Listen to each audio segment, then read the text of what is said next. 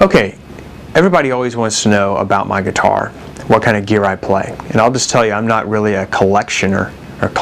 I don't collect guitars. But I mean, I just have a couple that I really like. And this happens to be my favorite guitar. This is a Tom Anderson. They're handmade in California. And a lot of guitarists play these guitars. I think Kirk Hammett has one, and there's actually several country players that play them. I think there's some jazz guys too. But basically, this is a handmade guitar. It's a solid piece of Australian lace wood here that's been with a nice lacquer finish on it. I play Diodario strings. I'm not endorsed by any of them. I don't make any money off. If you go buy Diodario strings, I just think they play pretty well. Normally I play 9s, and occasionally I'll play 10s.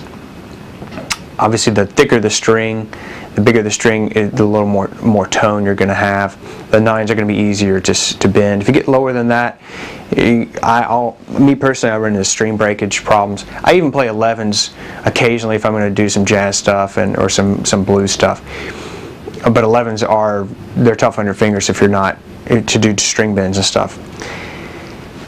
If you're just starting out, I would stick with 9s or 10s. I also like the DR strings. They're a good string. I think they're hand wound, and they have a solid, I think they have a chord that's actually a circle instead of like a hexagonal. They play really nice. Anyway, this guitar is actually, you can see, has a mahogany fretboard, and then a solid maple neck headstock. So it's maple in the back and then mahogany in the front. Got the Floyd Rose tremolo, locking tremolo. This is probably my favorite guitar. It also has what they call, I think it's a switcheroo system. Basically, it's just a bunch of toggle switches that they've wired up, where you can turn on these pickups as humbuckers or as a single coil. Okay. Of course, your tone knob, volume knob, and that's pretty much all I want to say about the guitar itself. Now, let me give you some general advice just on playing.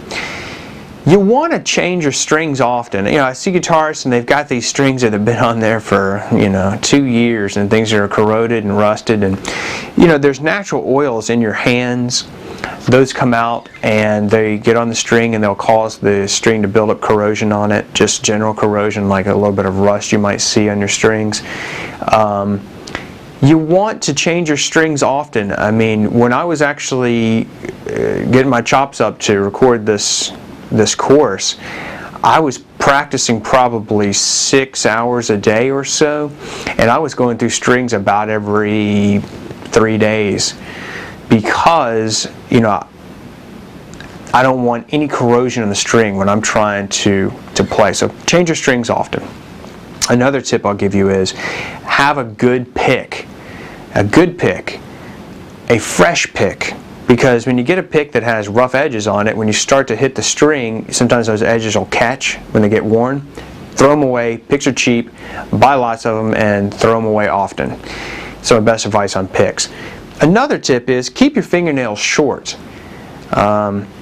You want to basically have some nice short fingernails. I actually keep a fingernail clipper in my bag, and whenever I start to fret something and I feel one of my fingernails hitting the string instead of the tip of my finger, get out that fingernail clipper, clip it off, okay? Keep these things nice and short, clean.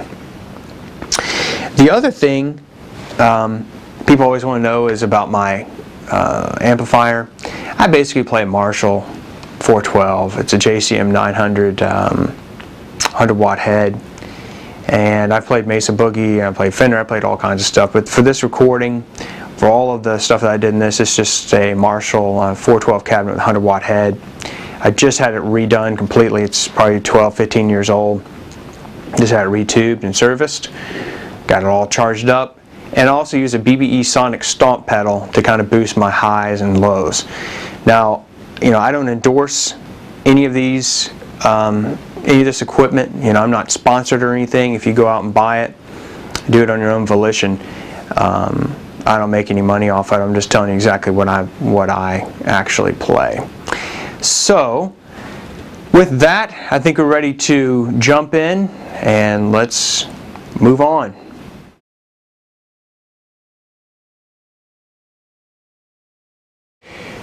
Let's talk about exercises. I'm specifically talking about finger exercises. Now, when we're talking about solo guitar, there are essentially 5 things you need to know, or skills you need to master.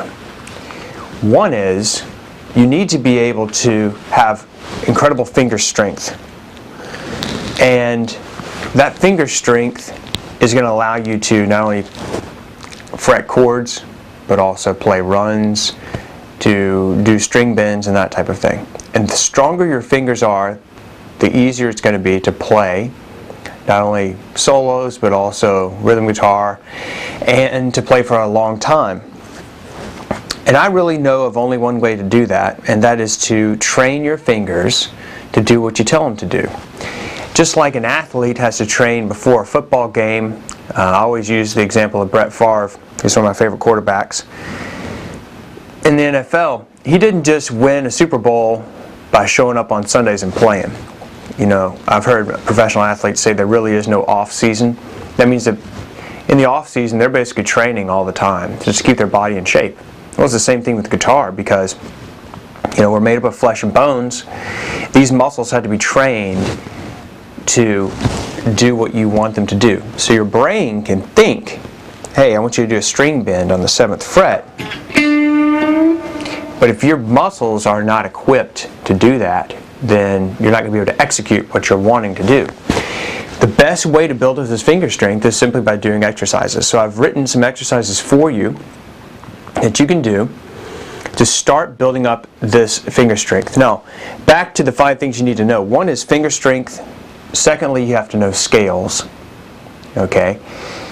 Then you need to know licks, what you're going to actually play during your solo. The 4th thing I would say is actual application of those solos, to learn some solos in total, which is what I've done for you here. I've written 14 for you. And the 5th thing I would say is basically how scales and chords relate. So you can look at a chord progression and be able to say, I know which scale to use, and then you're off and running at that point when you have all the other components. So those are the 5 things you need to know. Exercises to build the strength. Scales, you need to be able to have licks in your arsenal that you can whip out at any time and play. You need to know some solos in total, and then you need to be able to apply those by being able to analyze scale chord relationships, and you're going to learn all of that in this course. So let's jump on exercise 1 that I've written for you. Now I want you to think about these as your warm-up exercises. You can do these, let's say, for maybe 5 minutes a day. Now, I promise you, if you do these for 5 minutes a day for 2 weeks, you're going to be absolutely amazed at how much your finger strength improves. You're going to want to practice these, some general concepts. You don't want to practice these any longer than, I would say, maybe 5, 10, 15, at most I'd say about 20 minutes. And you always want to stop immediately if you feel any kind of pain. Now I don't mean like pain like, oh, my finger's hurting because I'm pressing down this string. I'm talking about pain like in your forearm or in the back of your hand, or any kind of deep tissue type pain. You want to always stop. Or if you find that you practice these and the next day your hand is sore from doing it, just lay off and don't do them. Okay? It's not actually absolutely mission critical you do these every single day, but you want to start practicing these gradually and build up so that when you get to a certain point, you can just sit down and blow through them in just like 4 or 5 minutes, warm up real fast, and then go ahead and play whatever you're going to play for that day. So think of these as training your muscles, just like an athlete would go out and run 3 or 4 or 5 miles a day. Same exact thing here. You're going to train your fingers on what to do. We're going to start with the first exercise, and I'm going to give you the close-ups